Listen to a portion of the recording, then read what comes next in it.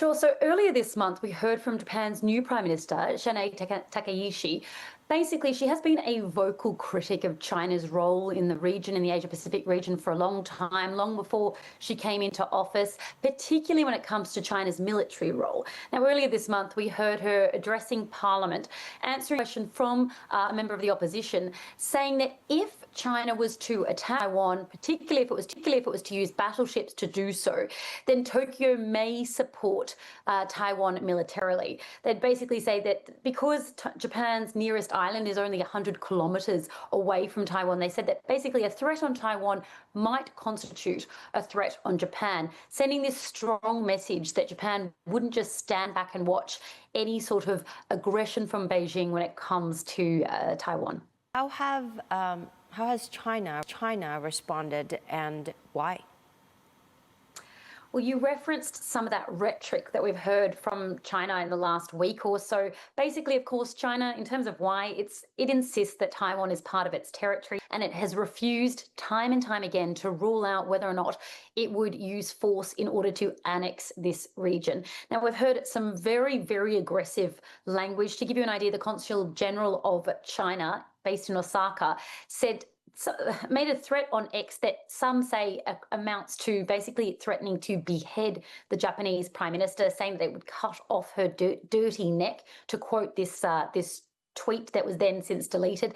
China has also responded, or Beijing has, by saying that it is unsafe to travel to Japan. And Japan, for its part, has issued a similar warning to its citizens. There are about 100,000, at last count, about 100,000 Japanese people living in China. They have told these Japanese citizens to exercise caution, particularly when it comes to young children. We have also seen pressure on Japan's Prime Minister to take back these comments, something she has so far refused to do. And what has been the impact on various industries in Japan? It's been very significant. We've heard, as a result of all of this, significant lobbying by business groups to try and right this diplomatic relationship. So one of the biggest sectors that we've seen impacted is travel.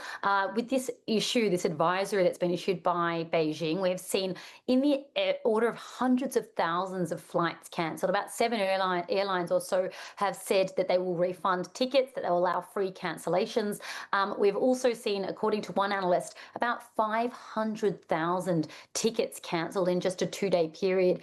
And according to Chinese state media, one airline has actually suspended flights on one route up until March. So it's a significant impact on the travel and tourism sector, as well as the university sector in Japan, because a significant number of Chinese students go and study in Japan. Now, Japan as well, when it comes to its tourism sector, Chinese tourists make up about the second largest group of visitors to Japan, so a very significant blow there. The other interesting element has been the film industry. So far we've heard of 2 films delaying release in China, 2 Japanese films delaying the release, postponing it indefinitely because they worry about the impact of the box office. And we have seen, according to Chinese state media, one particular Chinese film that was released slumping at the box office because of this negative press that it has been more or less blanket across Chinese state media. The other interesting element as well is seafood. So we had seen Japanese exports of Japanese seafood into China